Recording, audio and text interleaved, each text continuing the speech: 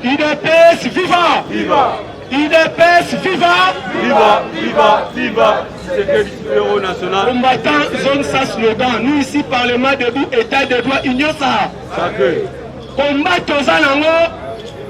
Et ça basé sur les Katumbi, sur Kabila, ou coalition Moussou Salema. UDPS, viva! Viva! UDPS, viva! Viva! Toi, la coalition de Salema, il y a étranger. Bon côté. Oui. Asangani, il y a Kabila, il y a Katumbi. Pour dire que va créer fissure. On n'a pas ça la nuit, il va comme secrétaire général. Vous voyez bien où? Vous voyez bien formation sur les camicolons. C'est ça, c'est Jarobaki. Tous les parlementaires de Bouba communicateurs, il ne faut pas à la unie autour d'une même table. Quand on dit ça, on a ça, mon loup. Problème, il y a un qu'on a vu ça, et tel qu'on a vu ça. Bon, il y a un qu'on a vu. Nous tous, nous sommes unis d'abord. Combattre qui est Kabila, qui est Katumbi, bateau basangani na ba multinationaux. Il y a un moment qui est dans minute, tu as une guerre, m'envoyer des pèses, et talibisoté le plus important pour nous, chasser les infiltrés qui sont des Kabila et des Katumbi, Babi Mamoka Oyo. Les élections doivent se tenir. En 2023, ma campagne dialogue, tu vas y aller, il a pas vivant. Ton ligne dialogue, hein? Tu sais qu'il faudrait que qu'on donne sa parole à PES Info, demandez ça papa José. Il est PES vivant. Il est PES vivant. Awa ezali lisanga yabana ya l'Union pour la démocratie et le progrès social. Ce qui au moins c'est-à-dire il y a un message important. Le premier message c'est quoi? Nous demandons aux enfants de l'UDPS à l'unisson pour la nini, puisque ebele bazon toxiqué batunakati na biso. Le président de la République, c'est l'unique autozana élu au suffrage universel. Botan na 26 provinces, tous en gouverneur à mon côté. Autres arrivent na yemoko na Kasai oriental, balongolié, les aïma wesh. Na 26 provinces, il y a Congo, tous en président de l'Assemblée nationale à mon côté. Sur 500 députés nationaux, tous allez na 32 seulement. Ok, il na Sénat. Tozaka na sénateur moko ya UDPS. UDPS viva. Si le pouvoir de toute la katolo ezali wapi. C'est-à-dire tozana mutu moko azobunda contre tous. Ezali fachi. Nous avons que l'institution présidence de la République. Tala bitumbaza nango. Ba DG na ba PDG nyonso ba bazali en place bala bantua FCC. Balongoli bango te pona kolanga bango il fallait na le côté bolone système ne babanda kocha badeshe tala difficulté oyo yi de pesa zanango okoyoka kaka no parti au pouvoir on n'avait pas l'effectivité du pouvoir dans le gouvernement toza sur les 58 ministères, UDPS a combien de postes? 12 seulement. UDPS viva. Viva. 12 seulement. Si je dis ça, ezali po bandeko pas comprendre bitumbo yo fati azanango. Soki tosimbi bien te, tokoti na makerele inutile, donc toko fragiliser yango. C'est pour cela, le col tout le pouvoir wanate abunditi toko malokana na union sacrée. Na union sacrée pour tout mon moyen ya ko éliminer pe bambumo ezaki ya mabe. Baoyo bandimi ke bana da vision na ye to kende elongo. Voilà comment est-ce que soki bazo tourna yo bino parti au pouvoir. Donc Elokonine, il faut faire comprendre à la population que non, on n'a que le président de la République comme institution au union sotigali et là on va pas battre mususu. Comme preuve, le monia wa tamba misili kamboyo de père et de mère. Bantu ensemble la position bazozwa. Est-ce que bantu wala zotambola wango wango? Bino mo allez-y comprendre. Que tant nous tomoni que toke na union sacrée to limite de coller, mutu mususu abimi, lokola force moko boyelinge bloquer bino pour de collecter. Awa makambo ya Seni. Balobi président ya Seni il faut out dans la société civile. Plus précisément dans la confession religieuse. Où est le problème de l'UDPS là-dedans? Problème na biso kuna eza nini? Balobi bozali oui composante. Bosanga na kuna bosala consensus. Bopesa biso mutu moko aza la président ya Seni. Biso tokende okota na makambo ya confession religieuse ndenge nini. Et puis à cette occasion, nous condamnons avec la dernière énergie groupe ya bakuluna bakendaki na centre interdiocésain qui va menacer l'église catholique. L'UDPS n'a rien à voir avec ça. Donc, baluka mutuna bango, soki nini baluki, bapesa biso président ya Seni, Assemblée nationale de mutu ya kwa adoptango, bapesi kotoyo, balégitimer, tokende. Soko balingi kotraîner bapa, glissement bakwandose bango moko responsabilité ya glissement. Ceux qui besoin traîner bapa, les glissement, etali Félix Antoine Tshilombo, etali pays de PC, et kota la bao ils besoin traîner bapa. Biso toujours ba déjà, oye ba que non ce glissement yé, ba besoin traîner bapa, ezali bango, ezali gouvernement te, ezali président de la République te. En plus de cela, soko omoni ozali na bana na yo.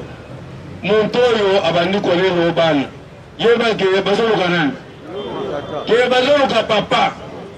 C'est pour cela mikolo yo omoni bataki nyonso batalisi epai ya Kabuya parce que Kabuya Augustin Kabuya nde montoyo soki alobi bantu mosusu balobi ke UDPS a réagir soki bantu mosusu badeklare balandaka yango te soki Kabuya kaka alobi yaye nde ezali lokola nani.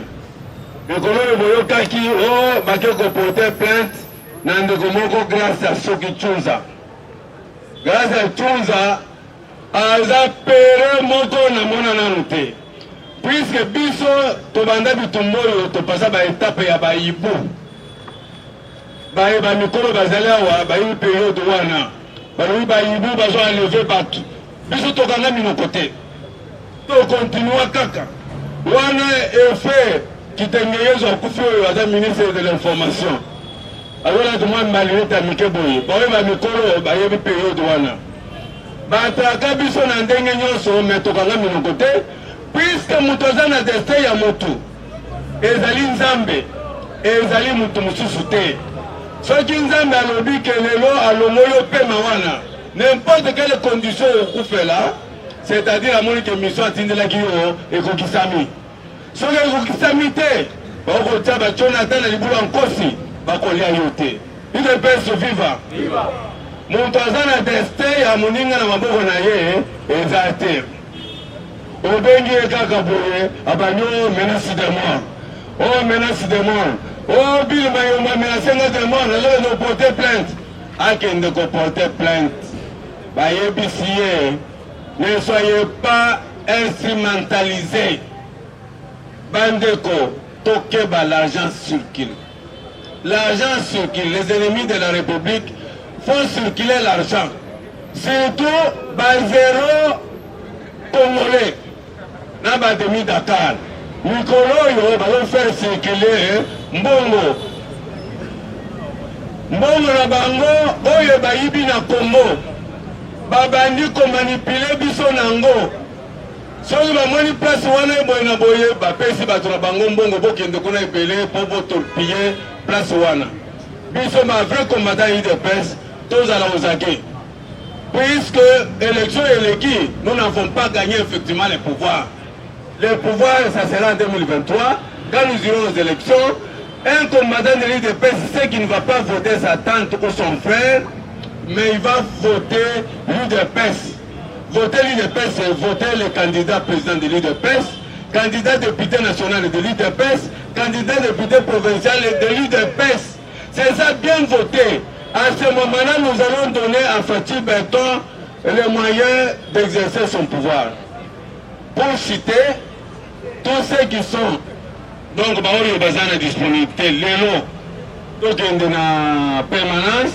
Toujours qu'il y a un mausolée. Le rôle à lobby, un moutillage des aguitos, dans le Kendaki, dans le cimetière. Il y a un cimetière, il y a un biso Kondo, Etienne Tshisekedi wa Mulumba. Toujours qu'il y a un lélo. Na 10 heures, à rassemblement, biso nyonso, na permanence, il y a eu des pèses.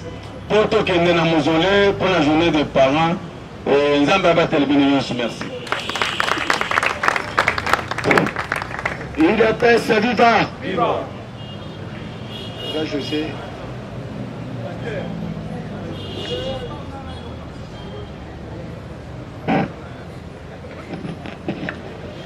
UDPS viva! Viva! UDPS viva! Viva! UDPS viva! Viva! Viva! Viva! C'était le super national, élu chef de Bonjour à tous. Bonjour.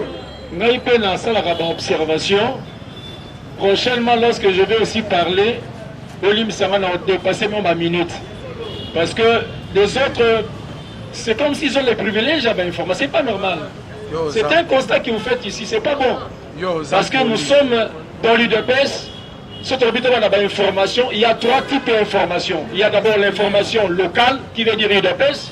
L'information nationale, c'est l'information du pays, et internationale, il y a si quelqu'un peut encore parler et de former le Négolobia, UDPS viva.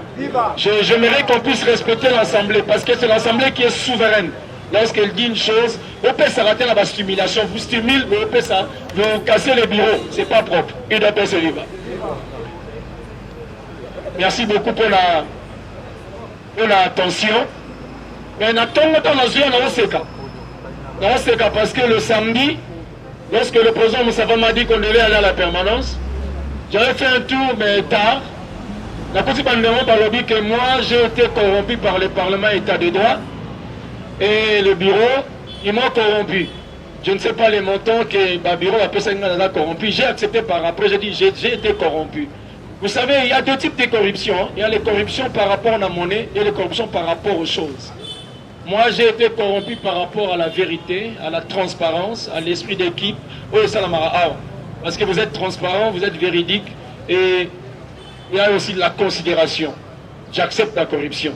Coup de chapeau parce qu'on m'a corrompu par rapport à la vérité. Parce que l'autre côté, avec le mensonge, le colportage, le détournement de fonds, la fleur de bélé. Donc j'ai dit merci beaucoup parce que j'ai été corrompu. Vraiment, j'accepte. Corruptible. Merci. Ça m'encourage encore plus. On parlera que la vérité. Nous avons les cas qui ont commis Kofi Olomide. Nous avons tous ceux qui ont commis Kofi Olomide par rapport à la propos à Kofi Olomide. Ça sont des bêtises. Et vous voulez que moi je puisse appuyer, moi, ma maman amie. Kofi Olomide. Le bilan de Félix est largement négatif. Ça c'est Kofi Olomide, à Gopa. Andele Bississa Moutour Ngouba. Vous n'avez qu'à regarder la situation actuelle du pays. Et il ajoute, même ses collaborateurs le savent mieux que moi. Et étant vrai citoyen, étant vrai citoyen, Les bilans positifs signifient qu'on a recouvré le développement, la paix, la sécurité. Mais ce n'est pas le cas. Et tant qu'on restera dans une situation d'instabilité, le bilan du président sera toujours négatif. Il doit persévérer. Moukabandaki a baïna le copier pour la président par rapport à Bani Oboussamalobanaye. Et après, moi je viendrai pour dire que Kofi Olomide a parlé, il a attaqué Olive. Ça sont des bêtises. Il a d'abord commencé à attaquer mon président. Pour dire qu'il fallait un bilan négatif. Par après, il commence à ménager les propos. Non, excusez, messieurs. À quoi pas? Yo bima na mwasi na nga mais nga bima na mama na oko benga na. Comprenez ce que j'ai dit? Un aventurier, c'est un demi-Dakar. Dis, il y a des choses qu'on doit. Ce matin, je vais parler à Gwepa, je vais parler aussi à Fils Moukoko. Combattants, nous avons combattu dans ces partis. Ne venez pas jouer avec l'UDPS. David n'était pas roi, mais c'était un roi dans la forêt. Hein? Si tu ne connais pas Félix, tais-toi. Mets ta musique, là, on a BBC, on a soy Kandi. Tika. Si vous connaissez sa vie, on a une carrière politique au Kima. Parce que ton salaire est trop. Carrière musicale. Comment tu couches avec des danseuses? Comment est-ce qu'on carnaval va prisonnier? Attention. Il a mal parlé. Il a mal entendu. C'est une mauvaise intervention. Et à quoi vient se racheter dans Boluba? Non, je suis. Ça sont les propos. Et à l'interview Mobimba. Tant que on a déconné, comme il y a un son là, on s'en va jusqu'au cabinet, on a en place, c'est important. Si nous attaquent, alors tu m'en fous ta peau. Keba ici. Keba. Mutungu ba Keba. Attention! Il doit pas se vivre. Toi, je me prépare pour une émission pour toi. Français bien, la plateau. Il y aura ton interview dans la plateau en français. Je ne parle pas des Français, en français. Et je serai dans ces blancs jours, tout ça, l'émission là, il faut que Félix Oazeka soit à côté comme étant dans spectateur. Et tu sauras comment est-ce que les drones, lorsque les drones montent, les drones avec les missiles, comment est-ce que les missiles et Kitara. Et tu auras la missile, l'anti-missile patriote. Il doit faire ses vivants. Venez répondre, messieurs. Excusez. Que le banni bien. Fils Moukoko, ça l'attention. Ce que tu es trois types à Tumba ou Keba. Ce qui va l'autre au Keba. N'engo comme bien national Keba, pour te dire bien n'engo y a net au maillot. Un national qui s'est saoulé en tigre à la pantalon nu comme ça devant tout le monde. Et ceux qui caméra appellent son bon en caméra, vous avez 15 000 $, il y a encore par exemple, au Parlement Keba. Si vous avez bien bon aussi, Keba Issous. Toi, tu n'as pas le sang, l'esprit à UDPS. Toi, tu es un opportuniste. Il y a une voiture, tu vas faire son maquette, tu vas faire son zimba, bon, au bungi, au tima tumba, on sort un instrument, écoute, il y a ma caméra à partir à UDPS, t'as pas ton cabella, on fait. C'est pas que tu viens faire des émissions, tu changes la chemise, le même jour plutôt, une chemise, on sait l'émission, on sait dans deux plateaux. Tu étais sur le même plateau, mais avec deux chemises différentes. Keba, si tu commences à toucher les cadres à UDPS, Fils Moukoko, je ne te promets pas, on sait la guerre, il y a Malouba, parce que Malouba pose en langue, tu ne sais même pas parler, tu n'as pas la langue à parler, tu n'as pas l'aura. Mais je te chercherai la guerre physique. Nazara concret, même si on ne connaît bien. Tu me connais bien, ceux qui m'ont annoncé un frère, il y a un blond, pas parce que vous copiez l'arme. Mais il y a ceux qui sont continuer les sous, et comme la physique. Parce que il faut qu'on bête la physique, pas la balobabo, on bête physiquement pour tirer la maman. Nous, un jour, on est allé chez les vieux Etienne, quand tu viens, on nous menace. Alors, il faut les boxer. Il était docteur en droit, il connaît le droit, il dit il faut les boxer. Pas les boxer par rapport au langage, mais les boxer physiquement. On va souster. Tout le vieux Kengo à l'apa. Tout le vieux Kengo à l'apa. En matin, à l'hôtel intelligent, en matin, on dirait comme Moulaï. Parce que lorsque l'UDPS redresse, ça redresse. Lorsque l'UDPS tourne, les dictateurs s'enfuient et voyagent. Mais vous, les opportunistes, on doit vous casser quand même les jambes. L'UDPS est vivant. Je l'ai dit, je suis sérieux. Va à la justice, porte-moi plainte, je viendrai tout Sambanayo. Et je sais comment est-ce que je t'aurai. Fils, toi tu n'as pas mes documents, mais moi j'ai tes documents. Et je vais l'amener au vu et au su de tout le monde. Donc il y a peine à Tumba, il y a vert, il y a noir, il y a chocolat, il y a whisky. Et avant de causer avec toi, d'abord tu vas mettre les Tumba, prendre les whisky et puis te solo. Et tu vas parler en quelle langue? Au cours de ma langue, il y a des négociations épileptiques. Une seule parole, tu vas tomber. Ce qui est la moto ziki au koufa. La maille au koufa. Et d'après c'est vivant. Chers combattants, nous sommes au Congo. Et notre président veut l'avancement au Congo, mais il y a des gens qui nous font trottiner sur place. Je vais dire du soleil à Mbongo. Monsieur Mbongo, cardinal, Bassa le G. IDP, c'est ça le cas, Bassa le G, Nyons. Vous prenez vos gens, vous venez casser, vous voulez... IDP, ça la Babylone à papa, il dit ça, la Babylone est propre. Babylone à papa, moi, ils ont bisoté. Bissona, il y a une guerre philosophique, psychologique, mentale, spirituelle, parce que toi, tu n'es pas spirituel, toi, tu es matériel. Donc, le canal Ambongo veut fuir, c'est qu'il a échoué quelque part, mais il veut se rattraper. Mais on s'est rattrapé, tu es dans le bien, au bout, pas là-bas, qui va avoir une menace. IDPS ne peut pas te menacer. Nous, avec toi, c'est la guerre spirituelle, physique, spirituelle, mentale, intellectuelle, psychologique, philosophique. Parce que parler spirituel, tu n'es pas spirituel, toi, tu es charnel. Et te comprendre que ça, tu as toujours, vous êtes cupide, avarice, tu veux de l'argent. Mais moi, on s'en bongo, exact, parce que Félix a dit gratuité de l'enseignement. Ce qui te choque, c'est la gratuité de l'enseignement. Les autres cardinaux ont bouffé, mais toi, tu ne bouffes pas, parce que la période à Félix. Et de paix se vivra. Une chose, j'ai parlé la fois dernière. À mon oubli, nous venons d'une génération, nous sommes maintenant dans une autre génération, une autre étape. Nous sortons de la génération Joseph Désiré Laurent. Vous verrez que le premier projet était Joseph Kassabou. Le deuxième vient Joseph Mobutu. Le troisième vient Laurent Désiré. Et il était avec Laurent Passigna. Et c'est lui qui est venu, Joseph. Il y avait une série de Joseph et de Laurent. Mais la série est finie. Nous sommes maintenant dans la série Félix Antoine. Cette série est une nouvelle série. Changement de nom et de fréquence. Donc, moi, je comprendre en gros, exact.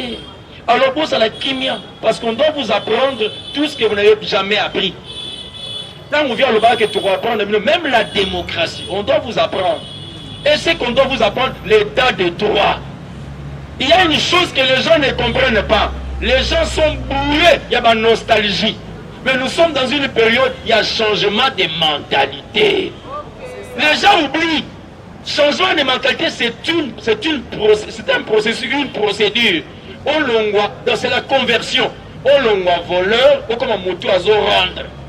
C'est difficile. On a payé 5 000, on a 6 000, et c'est difficile. On a dit que ça va mais ce que vous allez me dire, c'est ça. Nous, ce côté, c'est que ça avec intérêt. Et de paix, c'est vivant. Donc, comprenez, avec le changement de mentalité, beaucoup te pose à ma place. De toi, je vais chuter par ici. Je vais dire, mais l'information qu'on a, je chute par rapport à l'information. Je vais demander à nos frères Nandé d'arrêter un peu ce qu'ils font. Kabila, Félix au pouvoir, Kabila fait deux choses. Après 6 mois, s'il a un bongo, on a Mamotali, Biloko Koulia. Semaine où en cours, le gouvernement dit que c'est la semaine où il y aura les aliments surcongelés. Il fait quoi? Maintenant, Kabila a ça qui Olive a ça la œuvre. Olive a pris l'argent, il a donné à nos frères Nandé, qui sont ici en ville. Vous dit que la ville, il y a chambre forte. Vous avez informé déjà? La chambre forte, il y a un magasin, un bureau, une place, un magasin. Ils ont cassé les chambres froides. Pourquoi? Parce que surcongélé Zoya. Il fait quoi thérapie dans la chambre froide? Je vous informe. Ça se passe ici, la ville là.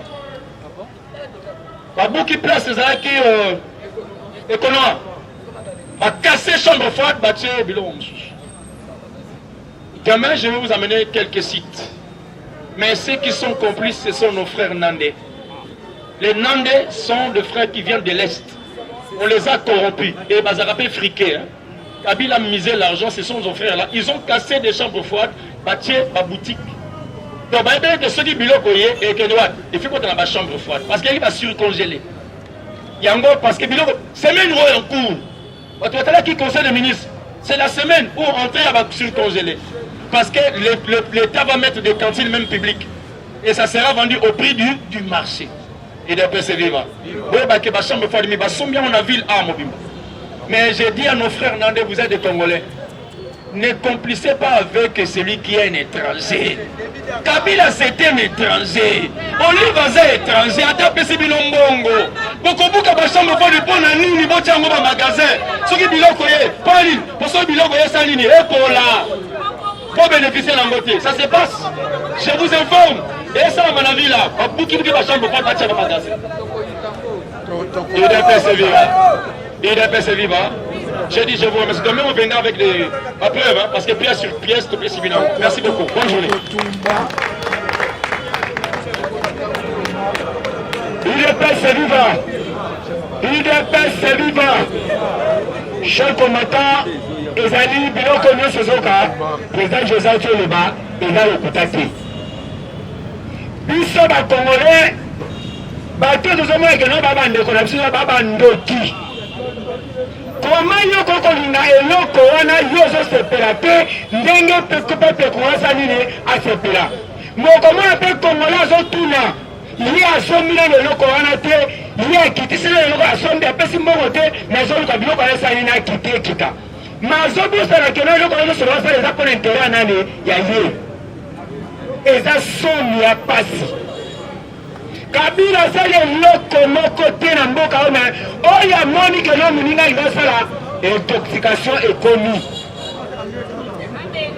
bakoma koboma bakoma kobebisa bakoma kosala nyonso wana olie ke no lobi peuple congolais se retrouvama ke no oui mais bango ekomi siko nini motema ya pasi lelo nazoloba eloko oyo balobi kaka balobi mpo na kofi ntango kofi aleki Kofi alobi soki mutu akobetela Tshisekedi maboko soki aza aveugle. Kofi na plateau ya bosolo. Donc c'est dommage. Lobi na biloko bazosala atiki musique. Atiki musique aye kokota na nini na politique. Mais tango kokoma alobi a débordé okomi kena bakomi okanga bato arbitrairement. Il peut se vivre. Mais aluka parti politique oya kosala nini akomeka. Mais il peut se bameka kango ata muke te. Po tokobosana yo Kofi ilamana minene wana tokomisa koya muke. Oh il peut se zomeka. Et puis ça toyebi souffrance ya Fachua c'est pas comme un quoi président. Il peut se vivre.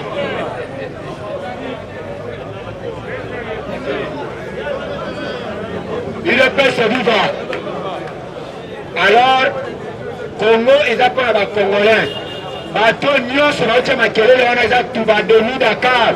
Même les Kofi wana maman na ye toyebi ye. Mais tata maboti ye toyebi ye te. Soki azalaki colonie. Alors, napesi mukuna 5 minutes après président Moustapha Ayaba.